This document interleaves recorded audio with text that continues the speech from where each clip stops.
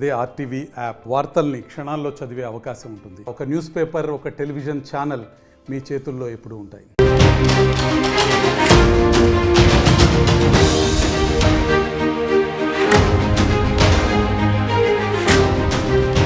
Breaking news చూస్తున్నారు. పశ్చిమాసియాలో యుద్ధ మేఘాలు మళ్లీ కమ్ముకుంటున్నాయి. ఇది నా మాట కాదు, అక్కడ జరుగుతున్న వాస్తవ పరిస్థితులు. ఎందుకంటే ఇంతవరకు అమెరికాకు సంబంధించి మాత్రం చూసాం. అమెరికా హౌతీల మీద విరుచుకుపడుతూ ఉంటే, హౌతీలే టార్గెట్ గా యెమెన్ మీద విరుచుకుపడుతూ ఉంటే, ఇజ్రాయెల్ గాజా టార్గెట్ గా, ఇన్ఫాక్ట్ హమాస్ టార్గెట్ గా గాజా మీద విరుచుకుపడుతున్న పరిస్థితి. ఈ నేపథ్యంలో ఇప్పుడు తాజాగా మరొక దేశానికి సంబంధించి మళ్ళీ యుద్ధ మేఘాలు మొదలయ్యాయి. ఇప్పుడు ఈ వంతు లెబనాన్ కి సంబంధించి ఇక్కడ హెజ్బుల్లా టార్గెట్ గా ఇజ్రాయెల్ దాడులకు దిగుతోందా? ఎందుకంటే ఇజ్రాయెల్, అమెరికా ఒకవైపు, యెమెన్ హౌతీలు, ఇరాన్ మరొక వైపు అంటూ చర్చ జరుగుతున్న నేపథ్యంలో లెబనాన్లోని హెజ్బుల్లాపై ఇజ్రాయెల్ బాంబుల వర్షాన్ని కురిపిస్తోంది. హెజ్బుల్లా టార్గెట్ గా లెబనాన్ పై విరుచుకుపడుతోంది ఇజ్రాయెల్ దాడుల్లో హెజ్బుల్లాకు చెందిన పలువురు మృతి చెందారు. మరోవైపు ఇజ్రాయెల్కు హౌతీలు వార్నింగ్ ఇస్తున్నారు. గాజాపై దాడులు వెంటనే ఆపాలంటూ డిమాండ్ తెర మీదకు తీసుకొస్తున్నారు. ఇజ్రాయెల్కు ప్రయాణించే విమానాలపై హౌతీలు నిషేధాన్ని విధించారు. అటు గాజాపై దాడులు ఆపట్లేదు ఇజ్రాయెల్. గడిచిన 2 రోజుల్లో వందలాది మంది మృత్యువాత పడ్డారు. ఈ దాడుల నేపథ్యంలో ఒకసారి అక్కడ యుద్ధం ఏ స్థాయిలో ఉందో మీరే చూడండి.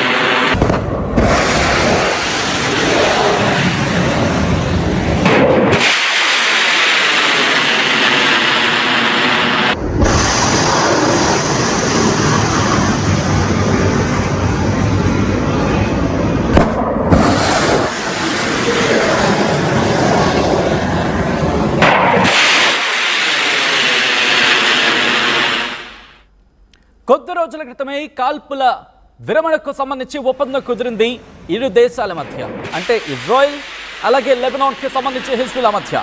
ఈ నేపథ్యంలో మళ్ళీ యుద్ధానికి దారితీసే వాతావరణం కనిపిస్తోందంటే చర్చ జరుగుతోంది.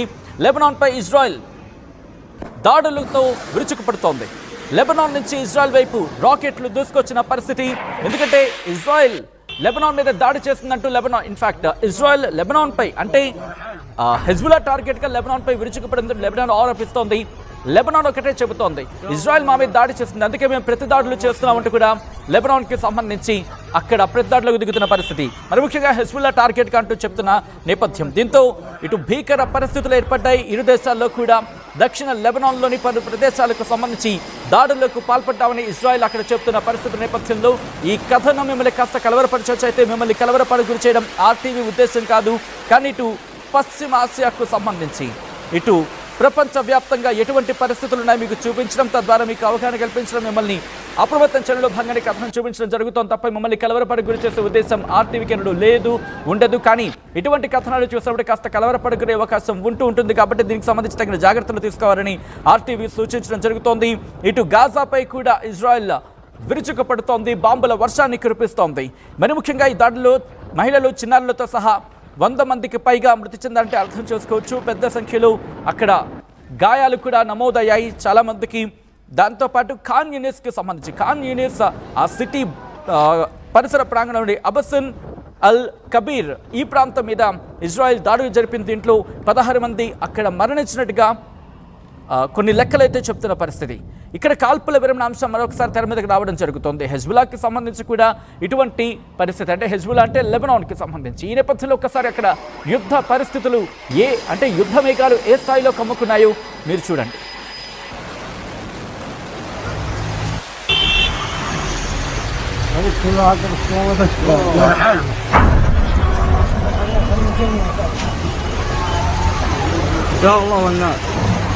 يا الله سهلا.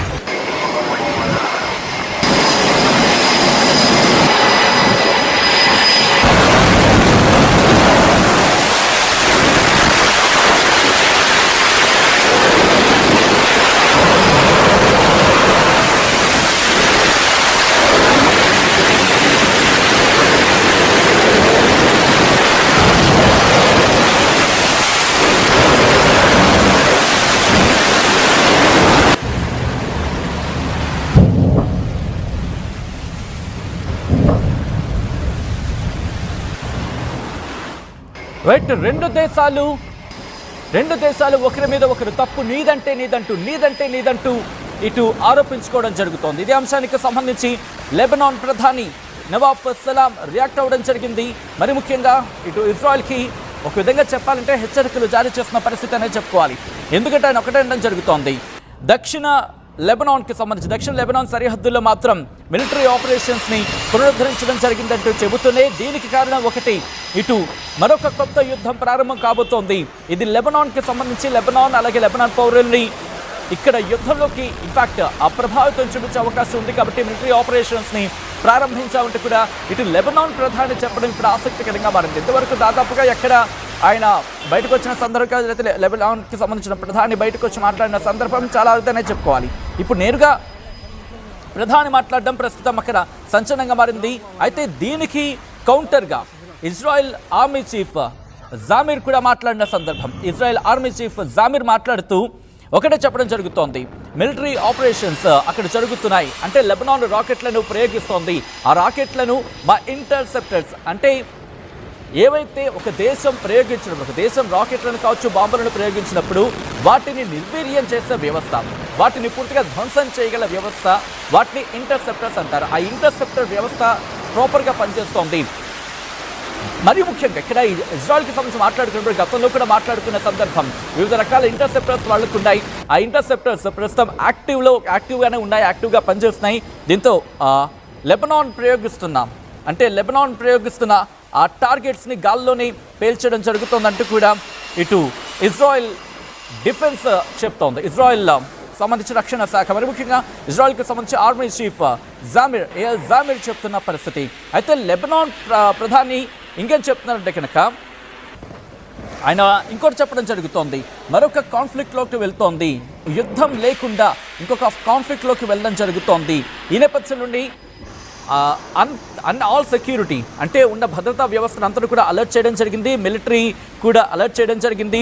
లెబనాన్ పౌరుల్ని రక్షించేందుకు కావాల్సిన నిర్ణయాలు, ఒకవేళ యుద్ధం కావస్తే యుద్ధం, పీస్ కావస్తే పీస్, అంటే యుద్ధం కావస్తే యుద్ధం, లేకపోతే శాంతి కావస్తే శాంతి, ఏ వైపు అయితే కనుక అటు ప్రత్యర్థులు మొగ్గు చూపుతారో ఆ వైపు వెళ్లేందుకు మేము సిద్ధం అంటూ కూడా ఏదేం జరిగినా లెబనాన్ పౌరులకు, లెబనీయులకు ఎటువంటి ఇబ్బంది తలెత్తకుండా దానికి సంబంధించిన అన్ని జాగ్రత్త చర్యలు తీసుకుంటామంటూ లెబనాన్ ప్రధాని నవాఫ్ సలీం చెప్పడం ఇప్పుడు ఆసక్తికరంగా మరిందని చెప్పుకోవాలి. నవాఫ్ సలాం ఆయన ప్రధాని చెబుతున్న పరిస్థితి. ఈ నేపథ్యంలో ఇటు రెండు దేశాల్లో కూడా టెన్షన్స్ పెరుగుతున్నాయి. మరి ముఖ్యంగా సీజ్ ఫైర్కి సంబంధించి కాల్పుల విరమణకు సంబంధించి ఇక్కడ ఉల్లంఘన జరుగుతోందా అనేది ఇక్కడ ప్రధానంగా రైజ్ అవుతున్న క్వశ్చన్. ఎందుకంటే ఇది ఇజ్రాయెల్ హెజ్బుల్లా మధ్య ప్రారంభమైంది, కానీ ఇప్పుడు చూసుకుంటే కనుక ఇది ఇజ్రాయెల్ అలాగే లెబనాన్కి సంబంధించి ఇప్పుడు లెబనాన్ని పూర్తిగా దీంట్లో మెన్షన్ చేయాల్సిన పరిస్థితి వచ్చిందని చెప్పుకోవాలి. కారణం అక్కడ ప్రధాని రియాక్ట్ కావడం. ఇప్పుడు పూర్తి స్థాయిలో అక్కడ పరిస్థితి మారే అవకాశం ఉంది. ఎందుకంటే గాజా నుంచి, యమన్ నుంచి, లెబనాన్ నుంచి ఒక రోజులోనే దాడులని ఎలా ఎదుర్కొంటుంది.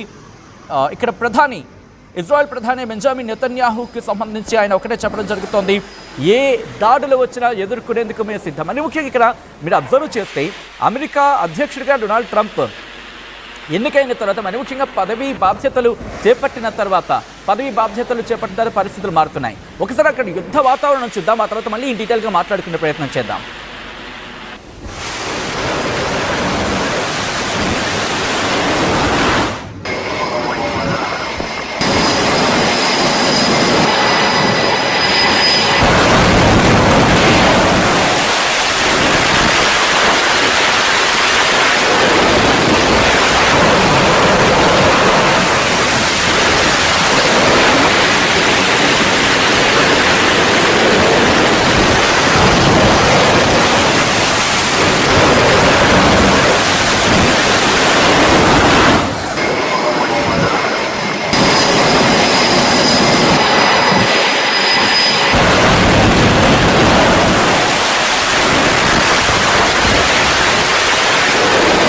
ఒక్కసారి అక్కడ పరిస్థితులు మీరు చూస్తున్నారు.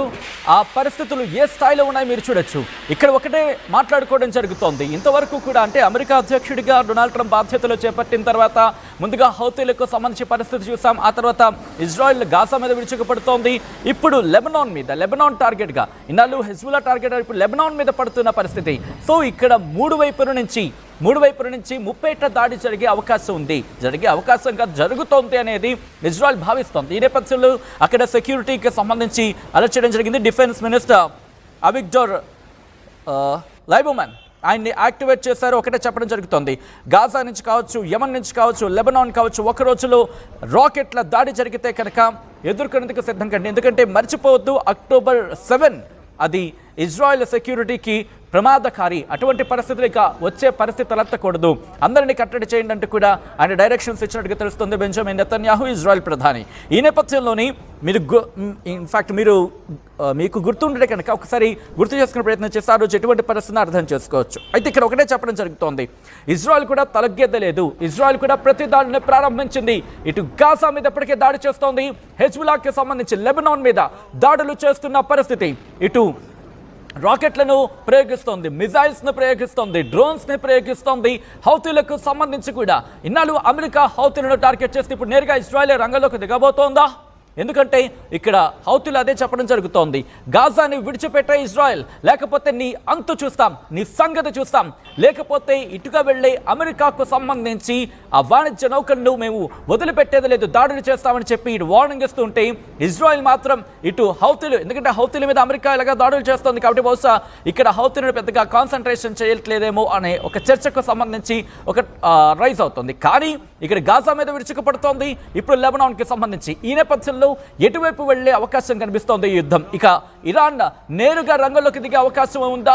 ఎందుకంటే పరిస్థితులు చూస్తే అటువంటి మాట వినిపిస్తోంది. నేరుగా ఇక రంగంలోకి ఇరాన్ దిగే అవకాశం ఉందా అంటే కనుక బహుశా ఇంకొన్ని రోజులు పట్టొచ్చేమో, కానీ దిగే అవకాశం మాత్రం కనిపిస్తోంది. ఎందుకంటే 30 దాడి చేస్తున్నాయి, హౌతీలు టార్గెట్ చేస్తున్నారు, ఇటు హెజ్బుల్లా టార్గెట్ చేస్తోంది, ఇటు హమాస్ టార్గెట్ చేస్తోంది, సెంటర్ రీజన్ ఇజ్రాయెల్. ఈ నేపథ్యంలో ఒకవేళ కనుక పరిస్థితి సృష్టించితే ట్రంప్ ఏ టైంలో ఎటువంటి నిర్ణయం తీసుకుంటాడో చెప్పలేం. ఆడు ట్రంప్ రా బుజ్జే అనుకుంటోంది ప్రపంచ దేశాలు మాత్రం. ఎందుకంటే రిమెంబర్, హౌతీలను టార్గెట్ చేసిన నేపథ్యంలో ఎవరు ఎక్స్పెక్ట్ చేయలేదు ఆ రోజు రాత్రిలో దాడులు జరుగుతాయంటూ కూడా. కానీ ట్రంప్ ఆ దాడిని చేసిన తర్వాత వార్నింగ్ కూడా ఇచ్చిన పరిస్థితి మనం చూసాం. ఇటు హమాస్కి వార్నింగ్ ఇచ్చాడు, హౌతీలకు వార్నింగ్ ఇచ్చారు, హెజ్బుల్లాకి సంబంధించి బహుశా రేపో మాపో వార్నింగ్ ఇచ్చిన పెద్దగా ఆశ్చర్యపడవలసిన అవసరం లేదు. ఇరాన్కి ఇండైరెక్ట్గా కాదు, డైరెక్ట్గా వార్నింగ్ ఇస్తున్న పరిస్థితి చూసాం. సో ఇరాన్ ఊరుకుంటుందా? Biggest question mark. నేరుగా యుద్ధంలోకి దిగే అంశాలకు సంబంధించి ఎక్కడ కొట్టిపారేసే పరిస్థితులు లేవు. ఈ నేపథ్యంలో ఏం జరిగే అవకాశం ఉంది? ఇటు గ్లోబల్గా ఎటువంటి చర్చ జరిగే అవకాశం కనిపిస్తోంది? మీ అభిప్రాయం ఏంటి? కామెంట్ చేసే ప్రయత్నం చేయండి.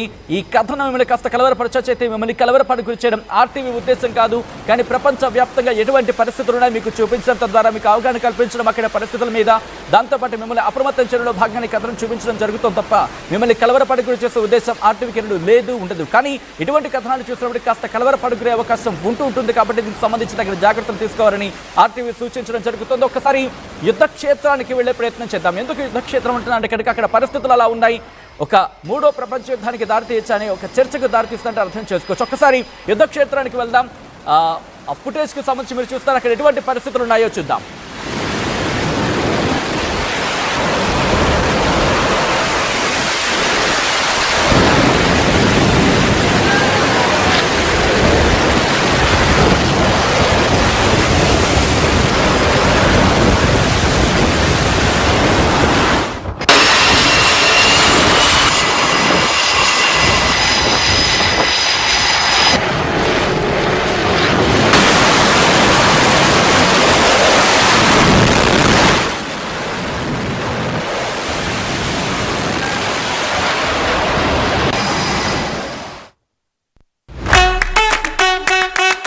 Bringing the industry expertise to the classroom. KL deemed to be university. మరిన్ని వీడియోస్ కోసం ఛానల్ ని సబ్స్క్రైబ్ చేయండి, లేటెస్ట్ అప్డేట్స్ కోసం వాట్సాప్ ఛానల్ ని ఫాలో చేయండి, అండ్ లింక్ డిస్క్రిప్షన్ లో ఉంది.